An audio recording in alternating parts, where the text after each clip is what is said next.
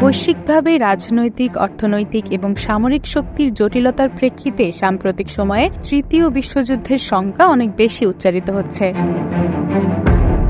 বিশেষ করে ইউরোপের ভূ-রাজনৈতিক সংকট, চীন তাইওয়ান দ্বন্দ্ব, মধ্যপ্রাচ্যের অস্থিরতা এবং পারমাণবিক শক্তিধর দেশগুলোর ক্রমবর্ধমান সামরিক শক্তি প্রদর্শন পৃথিবীকে তৃতীয় বিশ্বযুদ্ধের দ্বারপ্রান্তে নিয়ে যেতে পারে বলে আশঙ্কা তৈরি হয়েছে।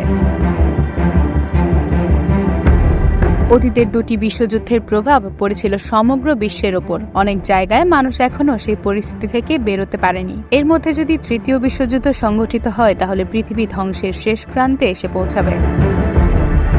ইসরায়েল ও হিজবুল্লাহর মধ্যে চলমান সংঘাতের পরিধি প্রতিনিয়ত বিস্তৃত হচ্ছে। গত 1 অক্টোবর ইসরায়েলকে লক্ষ্য করে প্রায় 200টি ক্ষেপণাস্ত্র ছুড়েছে ইরান। এর আগের দিন ইরান সফর করে পুতিনের সমর্থনের কথা জানান দেন রাশিয়ার প্রধানমন্ত্রী। হামলার পর প্রকাশ্যে ইসরায়েলকে সমর্থন করার কথা জানিয়েছে মার্কিন যুক্তরাষ্ট্র।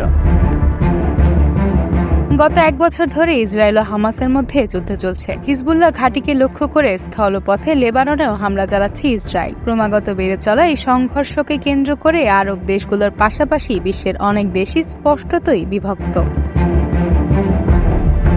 তার উপর গত 28 সেপ্টেম্বর ইসরায়েলি হামলায় হিজবুল্লাহর নেতা হাসান নাসরাল্লাহর মৃত্যুর খবর নিশ্চিত করার পর মধ্যপ্রাচ্যে সংঘাত আরও গুরুতর আকার ধারণ করেছে। এদিকে ইসরায়েলে হামলার পরপরই শুক্রবার জুম্মার নামাজের খুতবায় ইরানের সর্বোচ্চ নেতা আয়াতুল্লাহ আলী খামেনি বলেছেন, মুসলিমদের শত্রু অভিন্ন এবং ইসরায়েলে চালানো ইরানের হামলা ছিল ন্যূনতম শাস্তি। প্রায় 5 বছর পর জুম্মার নামাজের ইমামতি এবং খুতবায় দাঁড়িয়ে এসব কথা বলেছেন তিনি। ভাষণে 2 বার তিনি জোর দিয়ে বলেন, ইসরায়েলের বিরুদ্ধে পদক্ষেপের প্রশ্নে ইরান কোনো দ্বিধা বা বিলম্ব করবে না। তিনি আরও বলেন, তার দেশ ইসরায়েলের বিরুদ্ধে দৃঢ় ও শক্তিশালী পদক্ষেপ নিতে যা করা প্রয়োজন তাই করবে।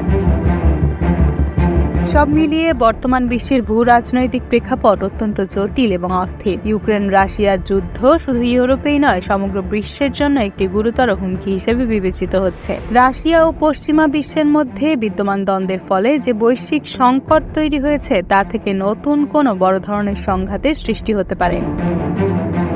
ন্যাটোর সম্প্রসারণ এবং রাশিয়ার প্রতিক্রিয়া, বিশেষ করে পারমাণবিক অস্ত্রের হুমকি, বিশ্বকে একটি নতুন ধ্বংসাত্মক যুদ্ধের দিকে ঠেলে দিতে পারে। পাশাপাশি চীন তাইওয়ান ইস্যুও বৈশ্বিক উত্তেজনার অন্যতম উৎস। চীন তাইওয়ানকে তাদের নিজেদের অংশ হিসেবে দাবি করে এবং তাদের স্বাধীনতাকে অস্বীকার করে। এদিকে মার্কিন যুক্তরাষ্ট্র প্রকাশ্যে তাইওয়ানের পক্ষ নিয়েছে, যা চীনের সঙ্গে তাদের সরাসরি সংঘাতের দিকে নিয়ে যেতে পারে। চীন এবং যুক্তরাষ্ট্র উভয়ই পারমাণবিকভাবে শক্তিধর দেশ, তাই এই ধরনের যে কোনো সামরিক সংঘাত বৈশ্বিক স্থিতিশীলতাকে মারাত্মকভাবে ক্ষতিগ্রস্ত করতে পারে।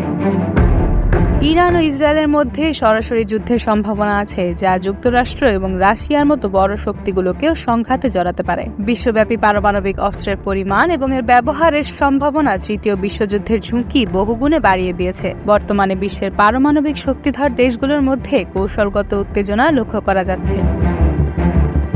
যুক্তরাষ্ট্র, রাশিয়া, চীন এবং অন্যান্য পারমাণবিক দেশগুলোর মধ্যে চলমান ক্ষমতার লড়াইয়ের ফলে পারমাণবিক অস্ত্রের ব্যবহার নতুন একটি যুদ্ধের সূচনা করতে পারে। পারমাণবিক যুদ্ধ মানব সভ্যতার জন্য সবচেয়ে বড় হুমকি। একটি পূর্ণাঙ্গ পারমাণবিক যুদ্ধ পৃথিবীর পরিবেশকে ধ্বংস করে দিতে যথেষ্ট। খাদ্য ও পানির অভাব তৈরি করতে পারে এবং দীর্ঘমেয়াদী রেডিয়েশন ক্ষতির কারণে মানুষের জীবনের জন্য এটি অস্থিতিশীল পরিস্থিতি তৈরি করতে পারে। পারমাণবিক অস্ত্রের ব্যবহারের মাধ্যমে বিশ্বব্যাপী যে বিপর্যয় সৃষ্টি হবে তা নিয়ন্ত্রণ করা অত্যন্ত কঠিন হয়ে পড়বে। বর্তমান বৈশ্বিক পরিস্থিতিতে তৃতীয় বিশ্বযুদ্ধ এড়াতে কূটনৈতিক প্রচেষ্টা অত্যন্ত গুরুত্বপূর্ণ। বিশ্বের বড় শক্তিগুলোর মধ্যে সমঝোতা এবং সংলাপের মাধ্যমে উত্তেজনা কমানোর উদ্যোগ নিতে হবে।